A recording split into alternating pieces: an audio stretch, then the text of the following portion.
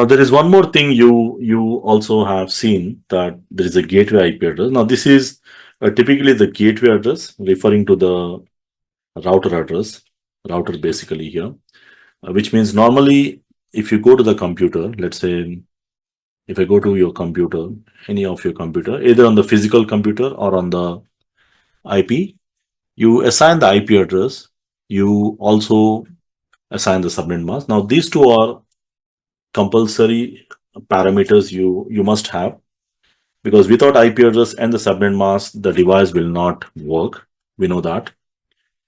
Now the additional thing you will see, there is one more option called default gateway, IP default gateway or default gateway option.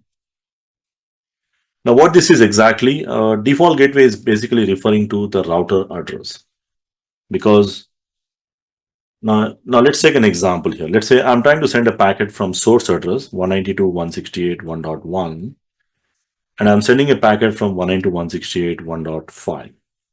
Okay.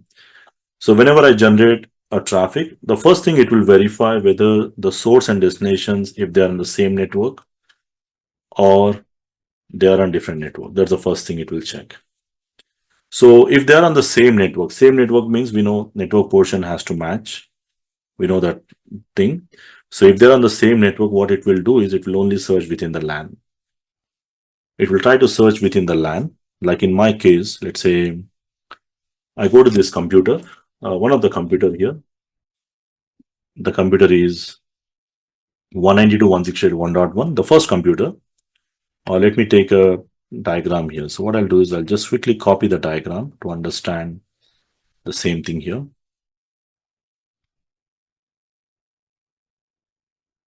So assuming that this is my topology here. Okay. Now when I'm trying to send a packet from source address 192.168.1.1 and the destination address is 192.168.1.5, as they belong to the same network, right? As they belong to same network, I don't have 1.5. So 1.5 I don't have. Maybe I can change this to 1.4. Okay. Because I don't have 1.5, so I'm going to change this to 1.4. Let me generate a ping request. So when I say ping 1.4, you can see I'm getting a reply. Okay. Even 1.3 also you will communicate, because whenever the PC realizes that the devices are on the same subnet, it's going to simply try to locate this device in the LAN. And in case if you're trying to reach out any other device which does not exist, like in my case, again, I'm trying to reach out 192.168.1.15, which is not existing in my network. It will try to search within the LAN. And in case if it doesn't locate, or if the reply is not coming, then it will simply what it says, request time dot, means it just tried, but it's unable to reach. Now the same thing, let's say if I try to send the packet from the same source address 192.168.1.1 and the destination address is 192.168.2.1. Now the question is, they are in the same network or different network? So they are in different networks, right? If you go back to the IP addressing, it's a C class address. In the C class, there are 3 network portions. And if the network portions are not same, then they are in different networks. Now let me try to go to the computer and simply type in, I want to reach out 192.168.2.1. Now this time you see a different output here. Now this time what it says the reply is coming from 192.168.1.100 and it simply says destination host unreachable. Now what is exactly happening here is, whenever you're trying to reach out from this PC to this PC, which is on a different subnet, whenever they are in different subnets, it will not search in the LAN. It will simply pass this packet to the gateway. Gateway means router. This is the gateway. So we call this as a default gateway or simply gateway. So default gateway is basically the address of the router. And you can see here, it will simply go to 192.168.1.100 and that says, I don't know. Again, how you can send it out, we'll see in the routing anyway in detail. But what you observe here is the reply is not coming locally. it goes to the router, because simply the packet is forwarded to the router. And that too, it is only possible if you tell the gateway address. So if I don't tell the gateway address, then the packet will not go to the router. Okay. Let me try again. I'll remove this address. So when I remove this address, it means that the PC do not know who is the gateway. And again, this time again, if I try to reach out, this time you can see the reply is not coming from 100, because it simply try to search within the LAN.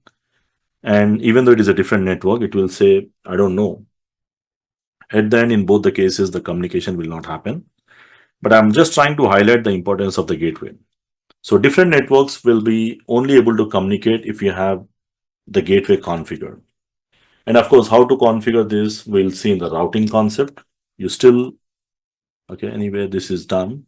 Even if I give the gateway address, still it's not going to work, because there is no 2.1 here, and there is no router, there is no routing at all configured. So how to make that possible, we see in the routing, okay? That's what we are going to learn. But a simple rule, the same networks will be able to communicate without any gateway, without any router. But if the different networks needs to communicate, you need a router, routing is required. That's what you will see in the routing concepts. Okay. Now, similar way, you also need to tell the switch the gateway address, just like let's say in my PC. In my PC, I need to tell the gateway address, right? Similar way, not the gateway. Okay, sorry, I think I have given the wrong gateway address. That's okay, but still, if you try to see, when I try to ping 2.1, you can see the reply is coming from the gateway unreachable. That's okay. As of now, we did not do any routing. But now, let's say, now what I'll do is, we'll simply go to the router, okay, switch. And I also need to tell my switch also the gateway address. Okay. So how we tell? We need to simply say 1.100, because most of the time in the production scenarios, you might be sitting somewhere in the remote LAN and you need to access this switch, and that switch will be replying outside the network. So the switch also will be configured as a gateway. That is important.